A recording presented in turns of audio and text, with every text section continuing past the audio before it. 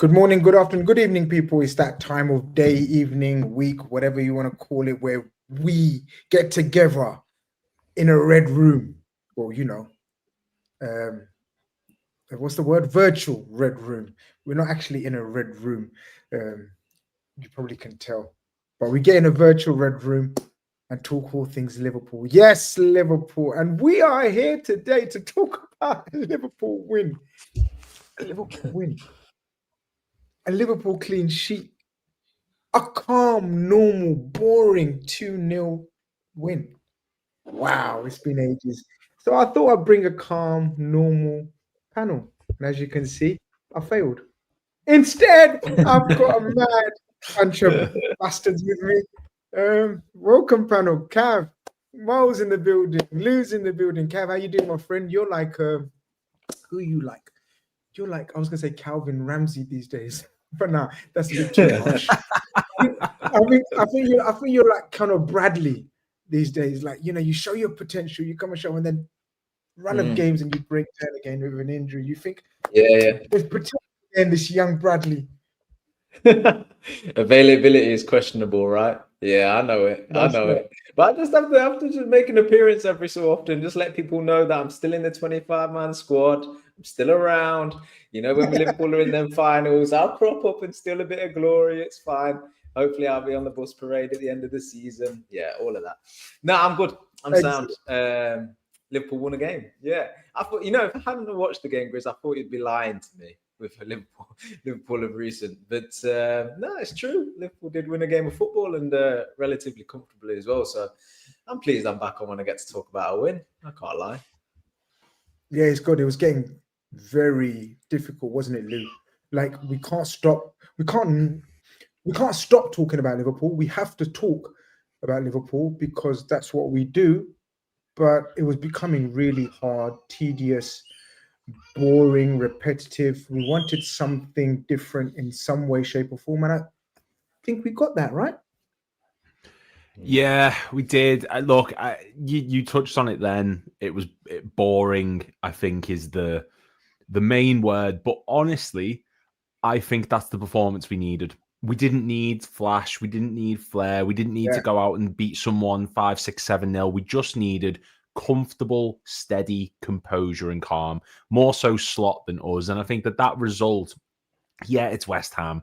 Yeah, it's a team who you could say are battling relegation. Yeah, it's a team who are going through transition, but it's a clean sheet at a time where we can't buy clean sheets, and it's a win at a time where they've come few and far between. So despite the narrative, despite all of everything that people will say, it's a win. And I'm happy that we've been able to get some sort of structure. We've been able to pick up 3 points. We've been able to go away to a ground that has given us some shock defeats in the past and has given us some great moments. But ultimately, it's job done. It's just whatever comes next. But I'm fine with the way that things panned out the other day. Even if the game was a little bit dull, I think that's perfectly for us. Yeah, perfect. I mean, Mo, you was at the game, wasn't you? Yeah, I was there. Did you? You was at the game. Like Lou says and Cav says, just a routine, basic win, but we kind of just begging for that kind of routine, normal, no drama. Back to basics, would you say? Type 100%. performance? Yeah, I think the whole atmosphere there, the whole day was a bit subdued and quiet. I think partly because of what happened to Billy Bonds in the daytime for them. Oh yeah, of course, respect. I thought that would galvanize them. I thought that would galvanize them. To be honest, it actually did the opposite. They didn't really turn up at all, which played in our hands. The first half was very, very quiet. Even from the fans' perspective, I've been to a lot of games, and normally away fans, Liverpool fans, we're buzzing throughout the game. We were dead first half. We were quiet. We had reason to be dead, though. No, of course. The team has to give us a reason to cheer. But it was a really strange atmosphere for the first 45 minutes. But like you said, going back to basics, and I think we needed to do that. And players playing in the right position helped a lot. So yeah, I'm sure we're going to chop it all up. But I think a much needed 3 points. Performance and all that will come later down the line, hopefully. For now, we just needed 3 points, and we needed to keep in touching distance, Touching distance. We needed a win. We needed something different. I guess, as we usually do, we start off with a lineup. Obviously, shock of the day, or was it shock of the day? Mohamed Salah rotated, rested, dropped, whatever your narrative and agenda is, you use that word, right? And then equally as important or relevant was the Joe Gomez at right back. The rest kind of picked itself. Oh, Florian Wirtz comes in. I beg your pardon. Is that the other change? No. Florian Wirtz for Salah, Gomez for Curtis Jones. Yeah, I mean, they're the big calls, but just taking it back a little bit, leading up to the game, I'm not sure how you guys felt or how everybody in the chat felt, but I felt like after the PSV game that there was a huge shift of fans thinking that, oh, we may need to look at the manager more seriously here. I think that we'd sort of toyed with that thought leading up to PSV. Some people might have been on the slot out train already, but we had reasons, we had excuses, if you like. But PSV kind of, for me and how I was seeing and interacting with other Liverpool fans, it felt like breaking point for a lot of people. And I weren't sure if he was going to get to this game. So going into it, when I'm waiting to see the lineup come out, I'm thinking if there was ever a time for you to play a wild card or make a big call, or if you had any ideas as to how you potentially could set the team up, just try it now, because it feels like the writing's on the wall with Slot and his position. Like, what have you got to lose kind of thing? Just yeah, a little bit. Backs to the wall situation. Just throw anything out there now and give it a chance. And it felt like he'd done that by not selecting Mo Salah. It felt like he'd been patient with him by continuing to select him. And it felt like now he kind of recognized that actually it doesn't matter how good you've been for the club and what's gone before. You need to pick the players that you think are going to give you the best chance of winning. And I think Mo Salah at this moment in time in current form isn't the right player to pick in the side. So it's still a big call because of who it is, but it was the right one, in my opinion. I think he had to pull Salah out of the side, pure and simply just to get somebody else in there that's just going to do the odds and be aggressive and win duels and just give us a little bit more defensive solidity. So he made the call, and obviously it panned out as the right decision. Combine that with Joe Gomez at right back, again, a bit more defensive solidity. A risk. It's a guy that's not played football in a long time. He spoke earlier in the week about the injections in the knees. So obviously we know Gomez's body doesn't hold up particularly well. It is a risk, but he had to take that risk. He had to give something a go. So he put a side out that felt like they were obvious choices, but even if it was an obvious choice, it's still a big decision to make, and he made it. I thought that maybe Robertson could have got back in the side, but I understood if he was going to play Gomez at right back, a more defensive-minded player, that it would offer that freedom up to Kirkes to bomb on and be more advanced out of the two falls. Ekitike, I'd have liked to have seen in the side, but I know he picked up a bit of a knock in the PSV game, so maybe his full fitness was questionable. And Florian Wirtz as well, he's coming off the back of an injury. Not too sure if he's fully ready, and I'm sure we'll talk about him in his performance in the game, but clearly he was, and he's straight back in there. I like the side, and I think the word that's been used a lot about people, and I think it's the right one to describe the team, was balance. It felt like a more balanced team. And that's always going to be the case when you pull Mo Salah out of it. I'll be honest with you. For years, Liverpool have been an unbalanced side. But with a star like Mo Salah, you can compensate for it because of what he gives you. When he's not giving you the output, you then have a decision to make. And he made it. And the team, as it showed, just looked more comfortable, more simple. And yes, boring. But looked like it had an idea as to what it needed to do, where in recent weeks, it felt like it was square pegs and round holes. And you were seeing that on the pitch because players looked like they were confused in themselves and what they had to give to the team in the game. So big calls, but it was the time for big calls. So yeah, I'm pleased. I was pleased he did it, you know. Lou, obviously we've been doing the web room for weeks now and asking, are we going to get change in formation? Are we going to get change in personnel? Like Cav says, this was the time because he was under such pressure. He was literally fighting for his job. You're right. Everyone's right. Yeah. Literally fighting for his job. Like even the local patch journalist suggested, and for them to even suggest that there is pressure on him means there is absolutely pressure on him, and rightly so. We went through it. Was you pleasantly surprised with the changes, or did you think it's the last kind of throw of the dice? Do you think it was a desperation move, or do you think there was method behind the madness, if you know what I mean? Like sometimes a coach can just one last hurrah, and if it works, it works. Because that could have, what I'm saying is that could have easily backfired. Oh, he's dropped his star man and you've lost to West Ham. There was no coming back from there, was there, if that was the case? Yeah, I think it's a combination of both. I remember when Rodgers was getting touted around for the sack and he started throwing Danny Ings and Benteke in up top, and he started try different tactics and different techniques to try and get the results. And ultimately, I think it comes down to it's both. It's the squad needed a shake up, because I think the most convincing we've looked was earlier on against Eintracht Frankfurt, where Salah came off the pitch, where we changed the front line, Chiesa came in, we started bringing in a lot more attacking options.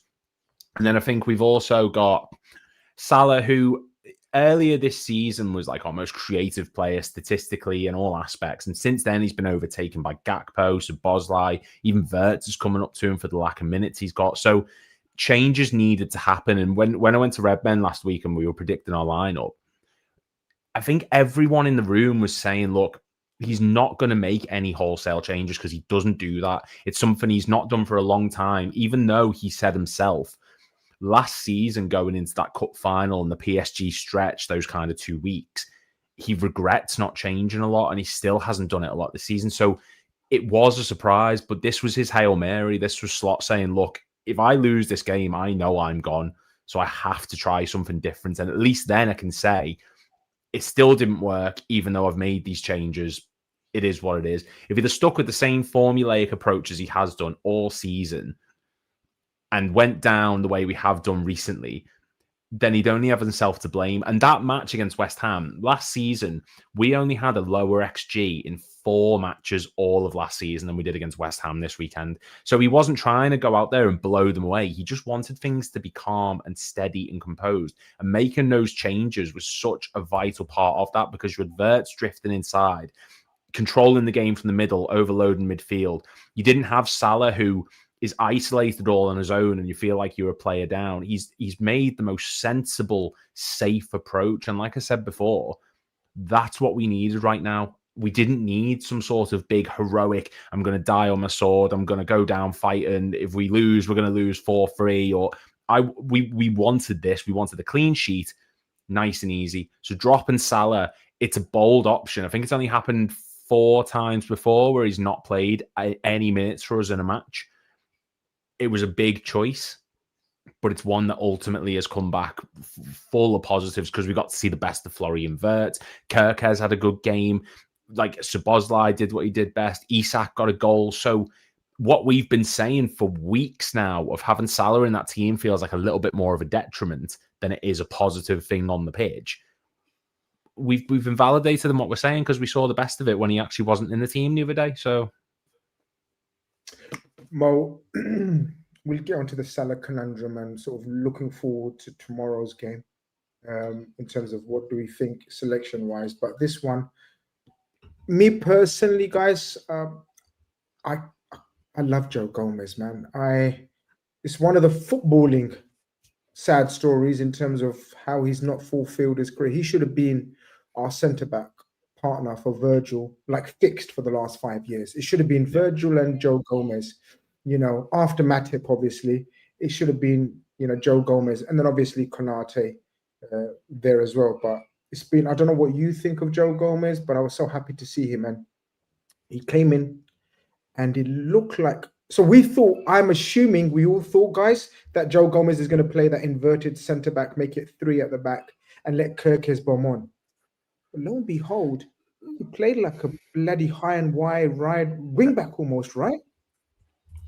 I love Joe Gomez. I'm like you. Ain't nobody like Joe Gomez. Yeah, man, you can't get that with Joe Gomez. And I think what made a difference the other day with Joe is he knew when to go forward and knew when to cover and stay back, which I think a lot of our right backs this season hasn't judged that well, where Joe he judged it perfectly, and I think that comes with experience. And I know we're going to jump on the Salah thing immediately, soon. I don't think we should act like Salah's the problem in the team, because he's not. I just think it was a time for him to realise that he's droppable. And what we also got to understand is that right-hand side, he's had, 5 different right-backs playing with him now? Whereas on the left-hand side, you're going to get either Kirkes or Robbo.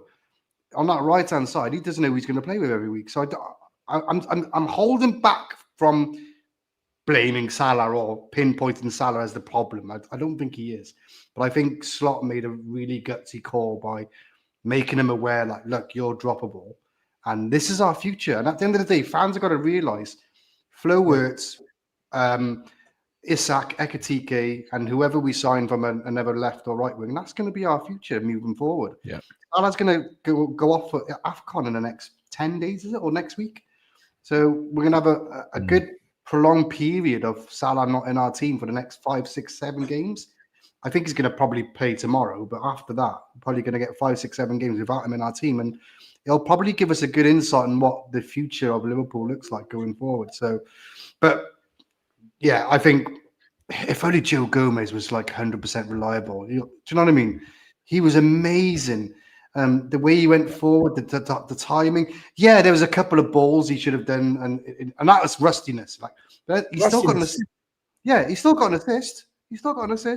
He assisted Gakpo. Well, Arsenal earlier this season, he came off after being injured, and he came in and put in one of the best performances of the match. Like, it's just what he does at this point. Prior to this start, his last start, correct me if I'm wrong, was Southampton, and he had a mare. So for him to come, for him to come back into a Premier League side where we're struggling, lower confidence, and put that kind of performance out. Wow, amazing performance from Joe. Yeah, I think we all hope that he was just a bit more resilient and robust, which he's not. But hopefully he gets more games now and shows Slot that he can trust him. The Joe Gomez conundrum. It seems like every season we have the same conversation, and it's frustrating, and gives you despondency. Sometimes you think just get rid, and I hate using that word, get rid, or 2 words.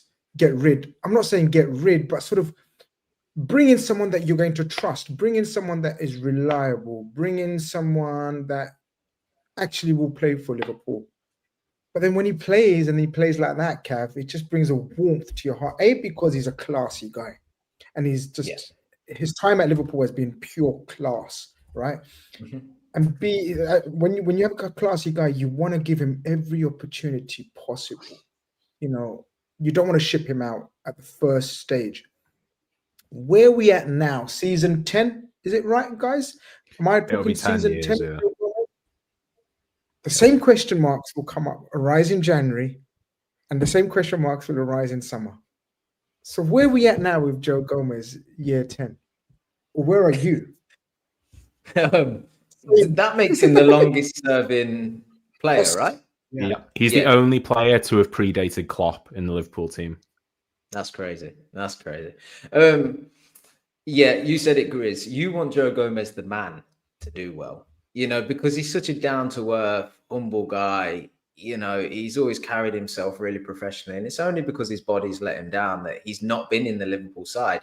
Yes, he's stepped in on occasion, usually in a rotated side in the cup competitions. He's had a couple of mistakes in there.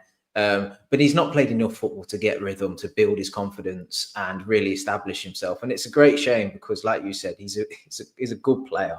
I think that right back is the position for him. It's where I feel most comfortable with Joe Gomez. I think he understands the position. Mo, you spoke about how he understands when to go forward and when not. And more so, I'm not entirely comfortable with him at centre back. Is the truth. I've just seen too many sort of individual errors, and not only them errors have occurred, but his performances after the errors, he seems to lose a bit of confidence, and I don't think we can afford for that. really. So I'm quite fine with saying he's a right back option. It's crazy we're going into 2026 soon and we're wanting Joe Gomez as our right back. I mean, kind of shows how those developments probably haven't worked out. But look, he's a good player. I certainly don't see him going anywhere in January. I think we need to be reinforcing at the back, not letting people go. We can't afford that. Positions. Yeah. The summer will be, again, the same question, whether he'll move on. I suspect he will, and we'll wish him well. But he played the game really well, as Mo says, but also he's new into the side, if you like. He's got new players around him that he ain't played with before. And equally, he's got Szoboszlai ahead of him, which Szoboszlai naturally sort of drifted in field. When you think about how the build-up of play was in possession, Wirtz drifts to the left, Szoboszlai kind of drifts to the central area, and it left acres of space in front of Gomez. And really, I don't want to overlook the fact that he could have ran into that space and really exposed us in that channel. But actually he didn't. He had real good structural, tactical awareness when to go into the space, when to bomb forward, when to drop off, when to sit high up and in the play the offside trap with the team, when to drop off. He was sound. He was really, really good. And I was really impressed that he managed to step in and understand what the coach asked of him, and it just felt like he just had a seamless game. And we always say, don't we, when we're not talking about defenders, usually it's because they've had a good game. And that's what it was with him. And I think the knock-on effect was that it made Konate feel a bit more comfortable, a bit more assured. He necessarily didn't have to do the channel defending as much. He just had to control a much smaller zone as a right centre-back. So it meant that he had a better game as well. I just felt like there was much more confidence in the back line with having him there. Of course, Alisson back in the side plays its part as well, but just that familiarity is what you want in that crucial area of the pitch, and that's what he offered stepping in. So for me, I think with where we are with Liverpool, if players have stepped in and done well, don't look too far ahead. Let's just try and keep the same side as much as possible and go from there. And that inevitably means that Joe Gomez should be selected again in the games ahead. Hopefully his body allows him to, but I'd like to think that he could start. If he needs to come off to be rested a little bit, he does 60 minutes or whatnot, that's fine. But let the thought be trying to get Gomez into the side at that position as much as possible. A few of the regulars are joining in. Forum says, big up, Unc. So good to see Cav and Grizz back again. Big up, Cav. Yeah, it's always good to see Cav. And I'm glad you guys feel the same way. Lou, formation-wise, I want to get your guys' insights into what do you think the key difference was in terms of, and what would you call that formation? Obviously, everyone Twitter at the moment or X is all about formations and how we build up play and how many on the ball formation and off the ball formation. Everyone has overnight become a tactico. But what was your basic understanding of how we set up differently from how we set up with Mohamed Salah? To the naked eye, to me, to absolute layman, it seemed like a 4-4-2 or 4-4-1-1, I should say, with Wirtz behind Isak, Gakpo and Szoboszlai, Gakpo holding width, Szoboszlai inverting, and vice versa with the fullbacks as well. I thought it was that. Did you think anything different? Because I know you like to look into heat maps and average positions. I know you do it on your channel as well. Make sure you guys go and check out Beyond the Cop. I know you like to look at that side of things. Or is my layman amateurish opinion right? No, I think you're spot on, to be honest, because it goes down as a 4-2-3-1. But the actual heat maps of it is McAllister, Szoboszlai, and Wirtz all predominantly operated on the right-hand side. And I think that's it's a complete polar opposite to what we've been seeing this season, whereby that left-hand side, so often you've had Ekitike drifting, you've had Wirtz go out there, you've had Gakpo, you've had Kerkez. This felt like a complete shift in how we operated. And I think having Salah not in that team allowed a lot more freedom for these players to drift out to the right-hand side, whereas predominantly it feels as though that's his area of the pitch. Everyone else just needs to stay away and just let him do what he does, and eventually they'll find the ball to someone. So, no, I think you're right. I think that the 4-4-1-1 is the kind of thing that we're playing, because Wirtz would often drift into that number 10.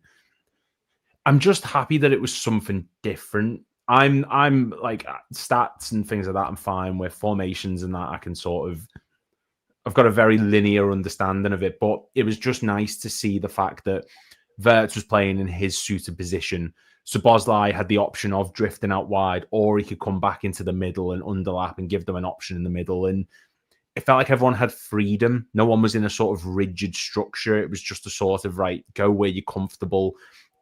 And like Mo said before, I'm not blaming Salah for anything. I love the man so much. He's one of my favourite players. He's Mount Rushmore, top 3, top 5, whatever you say. But when he's not in that team, it does feel as though people have a lot more license to be creatively free. And if they want to go in behind, they can do. If they want to drift out to the right-hand side, they can do. Whereas when he's there, it can often feel like such a stagnant attack at the moment, where it's Salah's right wing, everyone else stick to the centre. So they all start drifting out to the left to try and find things there. And then you get so overcrowded on the left-hand side. And it was just a change that we needed, particularly for this match. Because I do think that if Slot had lost this game, like I said before, if he'd have gone out playing the same style, the same way, and lost that match, I think that would have been a sort of, look, nothing's progressing. There's no plan. At least he showed a bit of tactical flexibility in this match, similar to what we saw last season, that he can adapt and he can overcome. So I think you're spot on with the assessment, to be honest. And it was something that needed to be done going into this match. Mo, I've made my opinions clear in terms of the recruitment after the excitement and buzz of the summer. Which we all got embroiled in. Let's not pretend any one of us thought otherwise. We all got excited, and even me. At my age, it's very difficult for me to get excited. Pause. Doesn't sound right. But you know what I mean, guys. Footballing. You have a blue pill for that. Don't worry. Need a pill, I was going to say. Anyway, moving on swiftly. But yeah, look, we all got embroiled in that. But then when I had to think about it and reflected, and I think I did discuss it on our shows a couple of times, I genuinely thought that the recruitment was done for overall post-Salah. Like, I think the attack we knew was not going to be Trent and Salah anymore, because that was our attack. Let's call a spade a spade. Our attack. Our way of attacking, our past last 5-6 years has been, since Mane left, was, Salah and Trent, creativity and finishing wise. And so therefore we changed it to a more centralized attack, which consists of Ekitike, Wirtz and Isak. And then obviously in the hope that the width comes from the wing backs that we bought, Kerkez and Frimpong. And I genuinely think this will take a season. And I know we hate it, because look what happened in that sort of transition period. We lost X amount of games, but I do think it's a transition and we have to accept for what it is.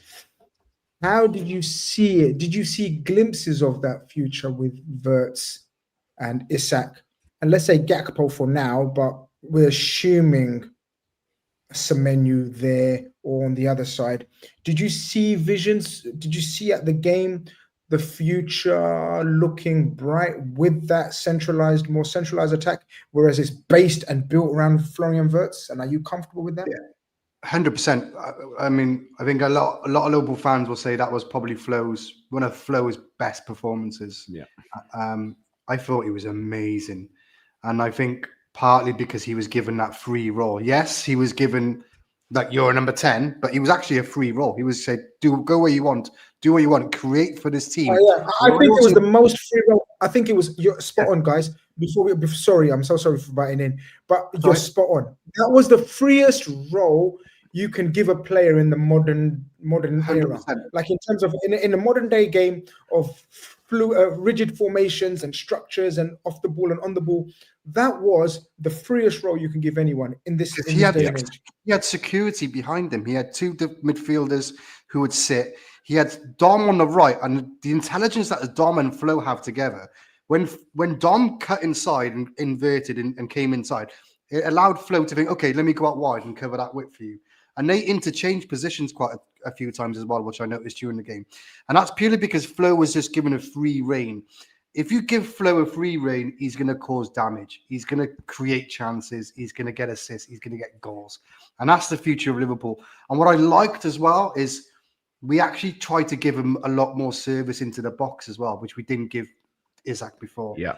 I noticed a lot more crosses, a lot more going to the byline. Even Gakpo played an overlap pass to Kirkes, which I was like, oh my God, I need to pinch myself. Did that happen? And it happened. And when, look, if you feed that kind of striker is going to get you goals. But the last 3-4 weeks, we haven't given that because of Mo cutting inside and doing a long ball back to Gakpo. Gakpo cutting inside, doing a long ball back to Salah. We actually gave service in the right area. And when you give service in the right area, it works. But yes, to answer your questions, definitely. If a Liverpool fan is not excited about Flo running this team, then I don't know what's going to excite you. Do you know, sorry, just really quick on, because I think you're absolutely spot on Verts. And do you know what's interesting, right? So in that match, that's the third most passes he's ever made in a match for us. The only two other matches were against Burnley and Frankfurt. One where we had a lot of the ball and one where we absolutely battered them. And he had the highest passing percentage of any player in that match on 93.3%. But he made 0 tackles, 0 interceptions, 0 blocks. That's because he's being told you don't need to come back and track back and defend. You've got that, like you said before, you've got others behind you to cover you. Your role is get the ball and create and just make for other people. And he did create. He should have got at least 2 assists. And to be fair, he should have got a goal as well when Gakpo set him. Yeah. That will come. That will come. I swear to God, it will come. You know, as soon as he gets his first goal, I genuinely think the floodgates will open for him. I think he just needs a confidence boost. But that performance from Flo really just look like ballers. He's a baller, and if you know football, you know he's a baller. Like, and you know, yes, it's taken a bit of time. He's even said that he needs time to adjust. I think he's put on 2.5 pounds of lean muscle and so forth, whatever it is. That will come, and I think that performance was just a sign of things to come. I'm excited. I really am excited. I want him to play tomorrow, and I'm excited to see what he does. But yeah, the future is looking bright because that's our future. Isak, Flo, Ekatike, and whichever winger we sign to see the passing on the torch from Mo. I think it's exciting, definitely. Something to be excited about, Cav, as well, from your point of view. The glimpse of Flo, it was definitely one of his best performances. I think he was brilliant against. I can't remember which other game. It was a European game, Champions League. I'm not sure if it was Madrid. Frankfurt. It was good. Yeah. Atletico Madrid was good. It was good against Real Madrid. Yeah. To be honest with you, yeah. But this one was more. I was when I done the Chat G&G show with Gags on the preview, and I said Gomez will start, and I said Verts. This game is made for Verts. I'm praying he's fit because it's such a big pitch, and West Ham are not notoriously so brilliant structurally and can't play that low block. So without going overboard, because it was West Ham, encouraging signs and thoughts on the Isak. Still doesn't look match fit, but that finish, Cav, that's what you pay the top dollar for. That is, I call it the Trezeguet finish. That's a David Trezeguet finish. If you know Trezeguet's finishes, that's it. And I think that will be, we'll see a lot of goals like that because it's so instinctive and only a prime, authentic, cultured number 9 scores those kind of goals. Yeah, just on Mo, I think. On Mo's points on Florian, I think you bang on with what you're saying. When you've watched football for long enough, you can just see when a player's got it, and Florian's got it. You could tell right from the off with Liverpool, he just has this natural ability to float into areas where there's space, and he'll look to receive the ball. And then he'll lay it off and get it back, and he'll link play with some nice 1-2s, or he'll turn on it. But up to this point, I think he's been quite shocked by the pace and the aggression of the midfielders in the Premier League. And I think he's probably having to get used to that pace and that timing. Don't change what you're doing, just recognize the pace in which it's happening. And it felt like he got that right at West Ham. He was between the lines. He was the man between the midfield and the striker in Isak. He was drifting left and right, but he was always an option for the guy on the ball. And when he got it, he made things happen. You know, he was carrying the ball well. He looked stronger on the ball, harder to dispossess, laying it off to McAllister and the guys out wide and getting it back and then turning and looking forward. He's always got that picture in his mind. It's just he needs that 1-2 pass to then, oh, bang, I'm going to play the through ball. He's brilliant. He's absolutely brilliant. And Liverpool should absolutely be trying to build the team around him because he is a modern day footballer, a modern day 10. When we thought 10s were dead and gone out of the game, he's shown that that's clearly not the case. It's for everybody else to get on his wavelength, which we've been saying for a long time. And Isak's one of those players that's going to benefit the most from Florian Wirtz and the way he plays, but he's got to learn that. He's got to get up to speed with Florian Wirtz. He's got to time his runs and know what ball Florian Wirtz can play. There was that one occasion where Florian just caressed the ball into the middle of the middle of the box, and Isak wasn't there. And I don't blame Isak because that ball's not been played since he's been at Liverpool. It's probably not been played in years because that's not the way we've built up. But suddenly you got Florian Wirtz who just looks like he's passing the ball into there, just popped it into the space. Go on. You've done it a few times, Cav. You've done it a few times, Cav. Yeah, you're absolutely spot on. That method of attack, you're spot on. Hasn't even Mane never used to play that kind of pass. You know, Bobby, you might have if he drifted out wide, but definitely not Salah and Mane, and definitely not any of our midfielders. But it's another indication of what the future. Do you remember Ekitike done it as well in one of the first few games where he set up a goal? I think, didn't he? Like I think where he drifted out wide, or maybe it was pre-season. This is the future. Yeah, the 1-2, and then he. I think the Palace in the cup where he played a 1-2 and he just caresses it into the bottom corner. Their angles and their chances being created that we've not seen in the past because we've traditionally played with a false 9 and inverted wingers, and it's very direct football. It's underlapping underlapping Szoboszlai and such last season, pullbacks into the box. It's different angles, different patterns of building up a play. And what Florian Wirtz offers you is everything of that and then the other stuff as well. Then we've not seen them passes into the box for years, largely because we come up against low block side and that space isn't there.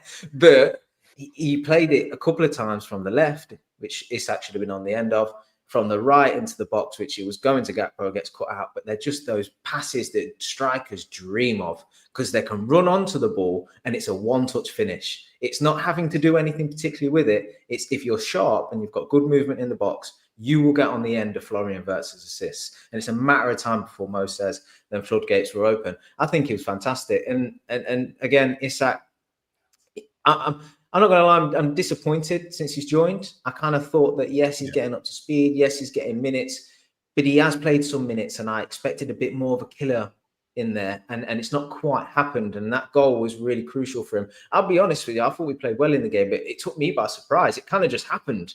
It was like out of nowhere. I know Gakpo pulls it back, but it was like he'd been scoring goals every single time he played. It was just ease to him, you know. Just it was a training ground. It was a training ground. What we see in the training ground. You know the clips of training ground. It was one of those finishes, and they just turn around, go to the halfway line. Yeah, it was just a side foot perfectly into the bottom corner. It had a bit of curve on it. Whether he meant it or not, I don't know. But it looked brilliant when you watch it.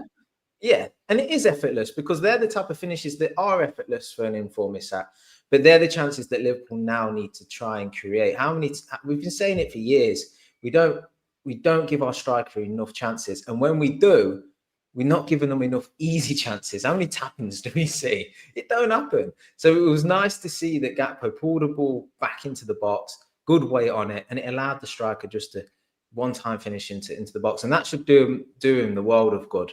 You know, I'm not sure how convinced he was he should do his celebration, but he did it anyway. It was good to see. And look, it's good for him. It's good for us. In the game, it was good that we got the first goal because for all of that good play and that control, Liverpool have had that. And then when they concede, it crumbles. And it didn't happen. We got that first goal. It was from our striker. It was well built up, and they could gain confidence from that. That's a massive thing for Liverpool at this current period in time.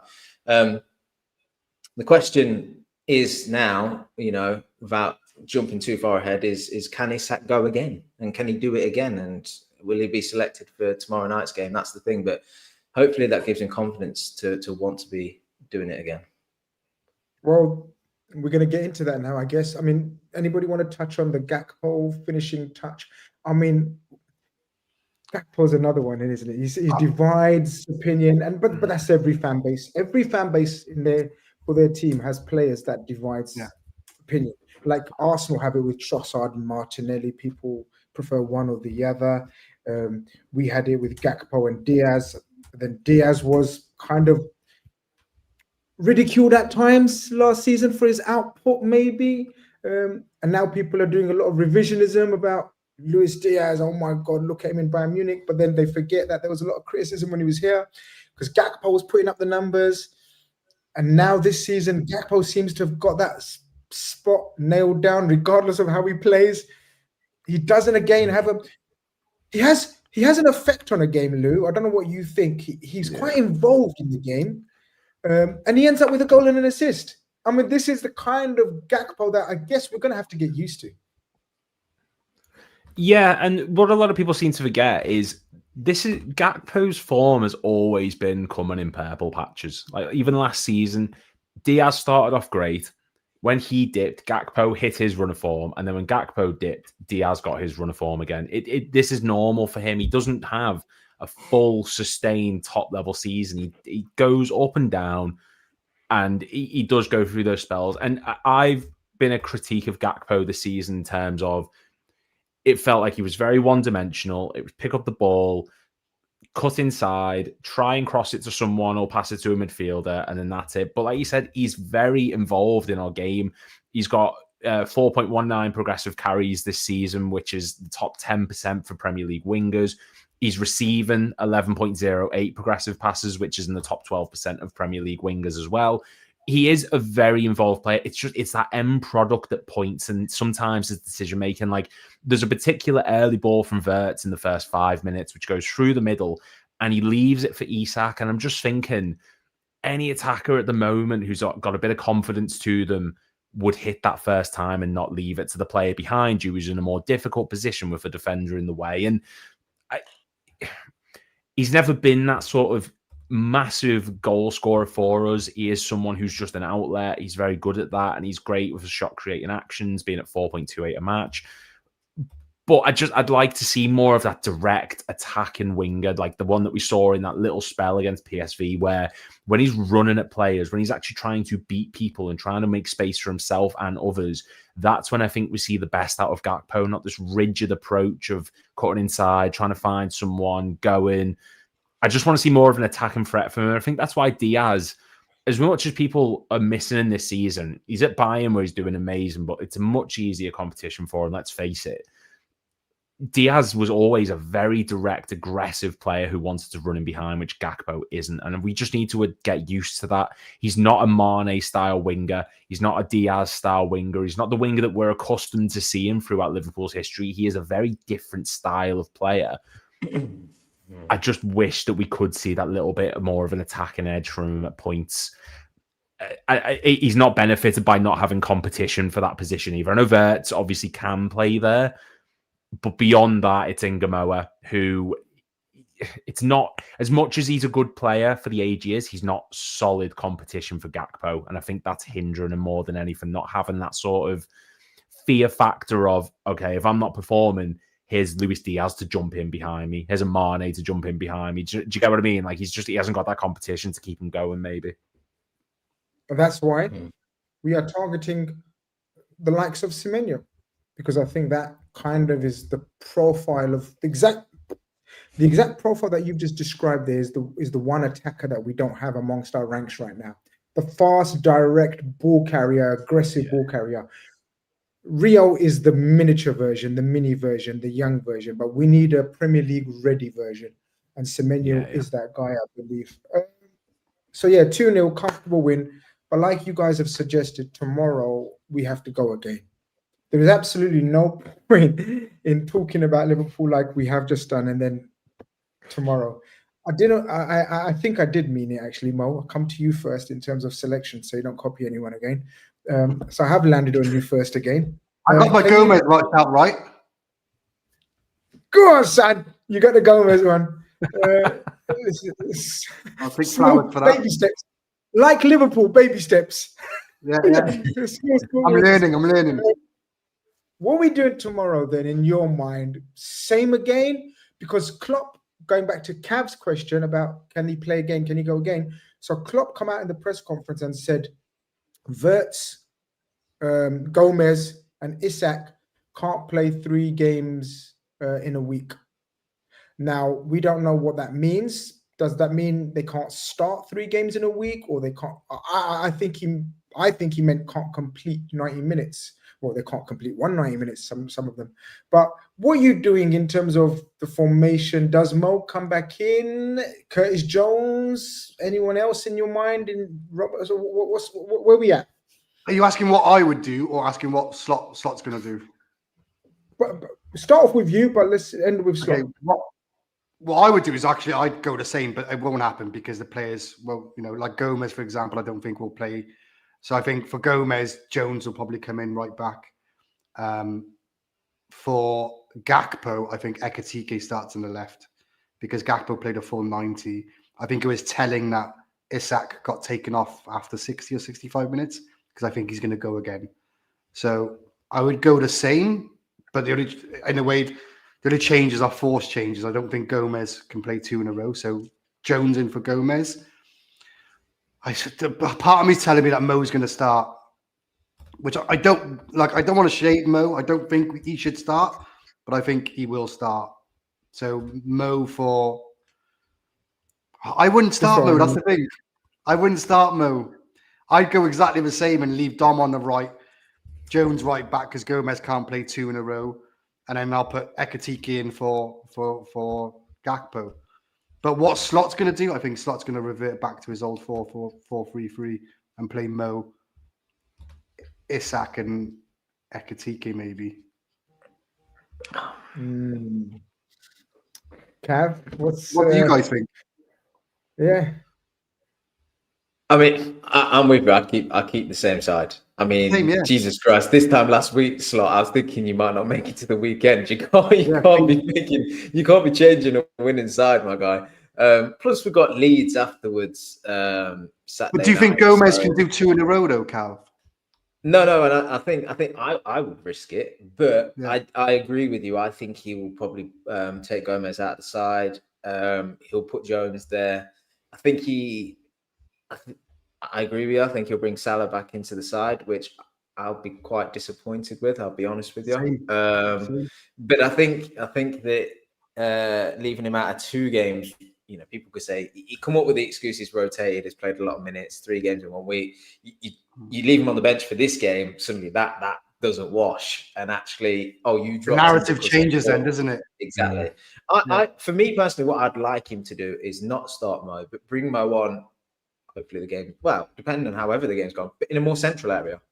Just give him a try centrally. Can he do a job up top? Let's see that. Because I think the time at for Mo at right wing is history. To be honest with you, I think that Robertson probably come in for Kirkes.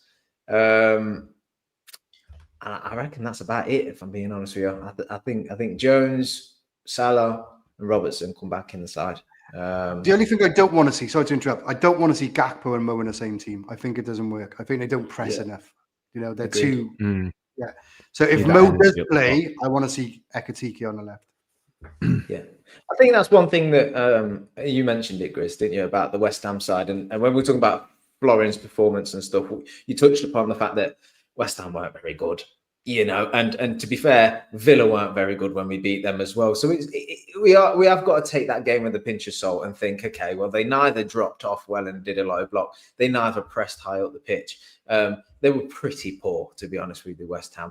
Sunderland are having a good season, and they are probably going to sit back. They are going to have this clear vision of block the passing lanes, close up the gaps, sit back, be aggressive, keep the ball in the air if we need to. Let's ride out the initial phases of the game. And so we're going to see a more we're going to see a game that we've seen so many times before with Liverpool coming up against these sides, and that's why I don't want to see Salah and Gakpo, because I just don't think there's enough about that anymore to beat these kind of sides that set up in that way. So for me, I quite like the idea of a Ekitike on the left. I'll be honest with you, because he's just a little bit. I know he's not a maverick, but he's got that little bit about him where we'll just run at someone or try something. He scored a goal for France where he sort of carried the ball and laid it off and got it back in. I like that approach, because I think that feeds into kind of what Florian offers as well. So I think that there could be a pattern there that could really benefit them both. But he's got options, but ultimately I do think he'll bring Salah back in the side. I think he'll leave Gakpo. I think he'll be Jones and Robertson in there. And look, that should be good enough to beat Sunderland. But of what we've seen so far this season, we know that it will be a struggle. And that's a sad reality of where we are. Yeah. So I have absolutely no doubt in my head that this will be the hardest game out of the three that we spoke about sort of at the start of the week. West Ham away, even though the other two are away from home. Do you think so? Do you think without a shadow of a doubt. I think without a shadow of a doubt. This is without evening game Leeds. Without doubt. I don't think you've watched Sunderland play them, Mo. Sunderland is one of the best teams around right now, not in the Premier League, around right now. The job this my manager coach has done in the last 12 months is nothing short of sensational. Well, he's up for manager of the year, surely. If they maintain a top 8 finish, I don't care if Arteta wins the league. This guy deserves to be manager of the season. I agree. So I think without doubt, this is the hardest game out of the three. And that's why it's very interesting in terms of what kind of team we pick. Because in my opinion, like you guys, I think we need to pick our most fittest, most powerfulest, most quickest, most energized team tomorrow. Because that's how much I think these guys will stress us out. Lewis, you've heard Mo's version, Cav's version. They think Slot will bring back Salah, but they don't want to. They also think Jones will come in for Gomez, but they wouldn't.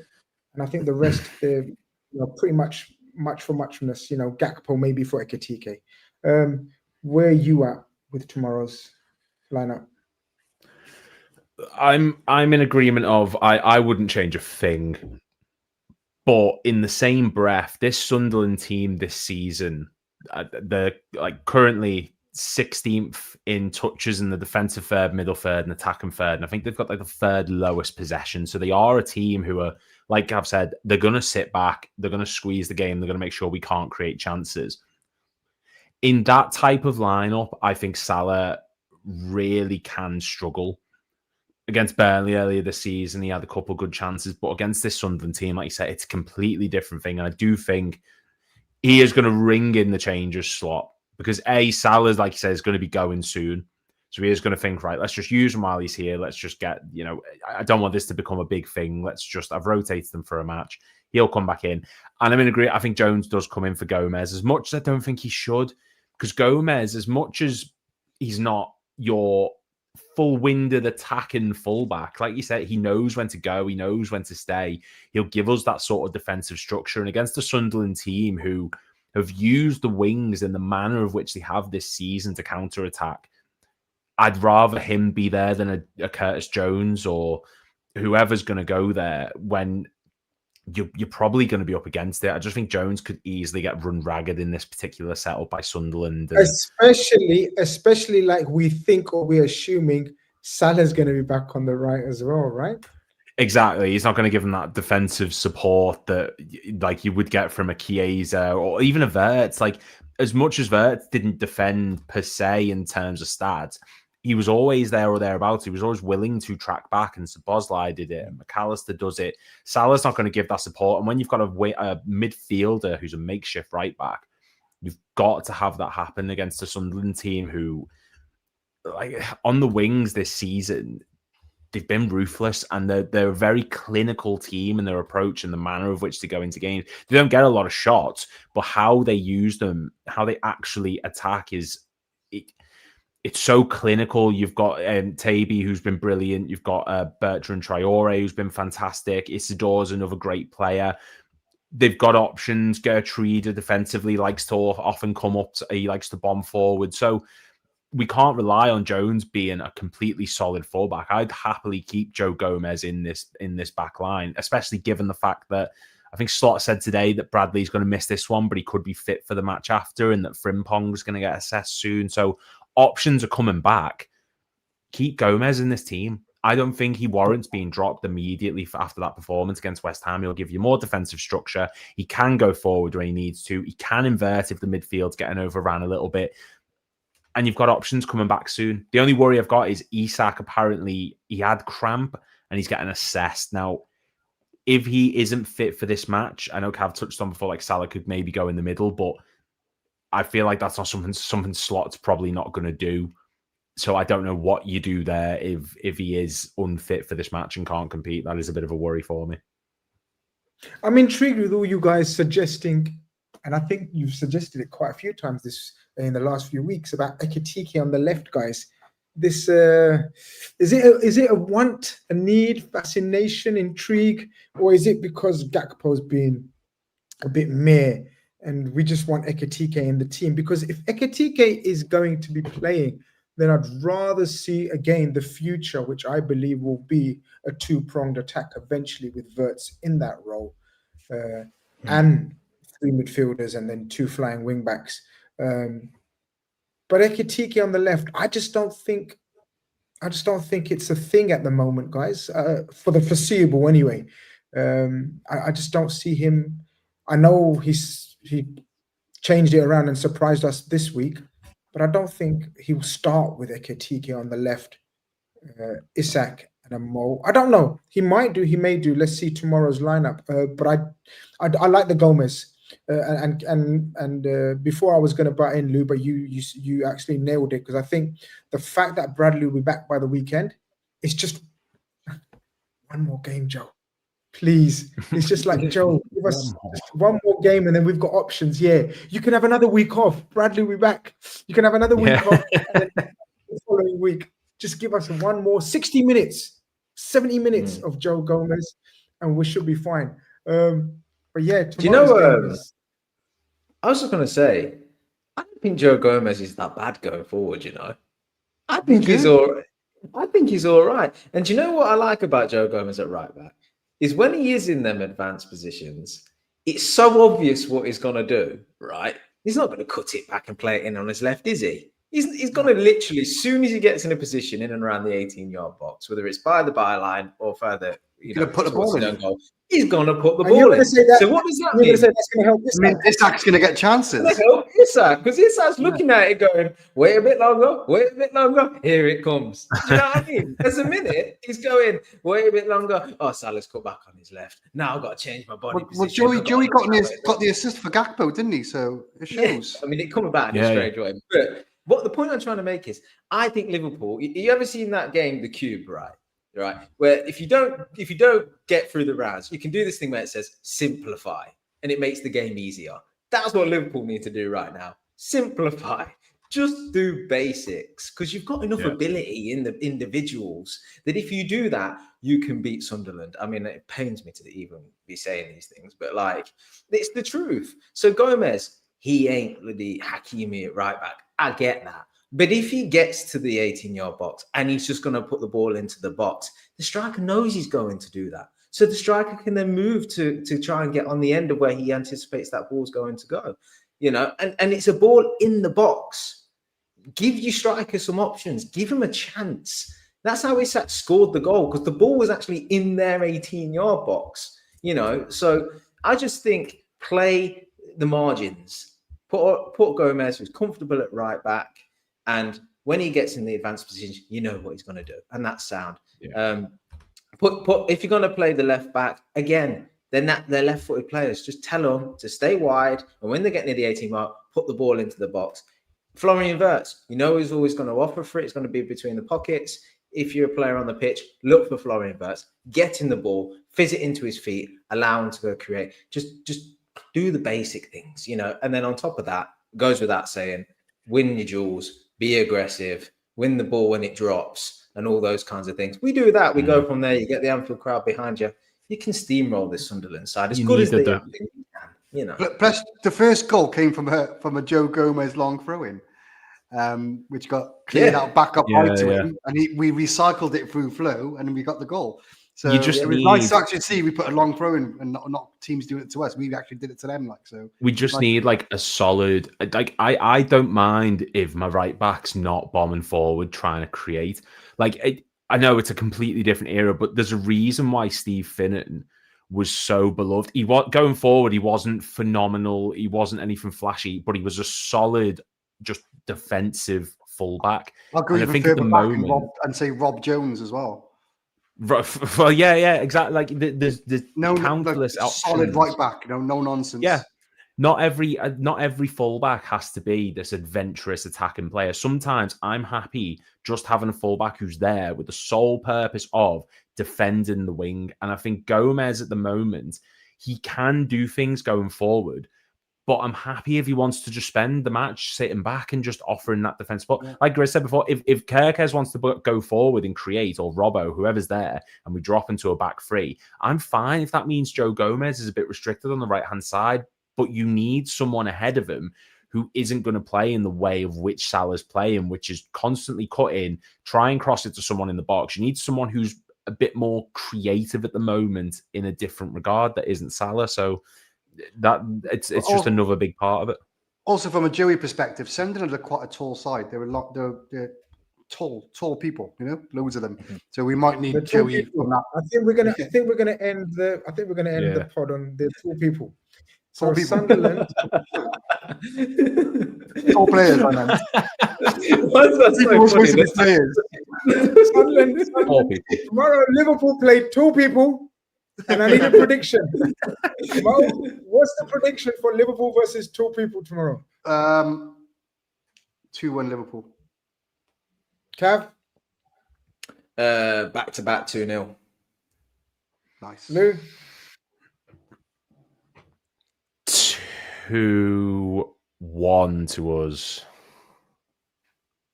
Excellent stuff. It's been a pleasure. Time has absolutely flown. Oh, I'll put in the group in it just before 10 minutes. ITK. No. Come on now. It's public. I got the last one right. Yeah, you did. You did, to be fair. I think we win 1-0 tomorrow. Oh, interesting. 1-0. Okay. Yeah, 1-0 tomorrow. But hey, we're all taking that. We're absolutely all taking that. Yeah, 3 points is what lads, time's flown. It's 1 hour, 3 minutes, and wow, we could have carried on talking. Really enjoyed it. Thank you very much for your input. And another episode of Red Room is in the can. Liverpool are looking to go back-to-back wins. Oh gosh, what is our life when we're praying for back-to-back wins? Are we really doing this bloody Man United gimmick that they were doing for years and years? Back-to-back wins? Oh my God, we're better than that. Let's show it, Liverpool. Up the Reds. Peace, love, and tranquility to you. Take care. Bye-bye.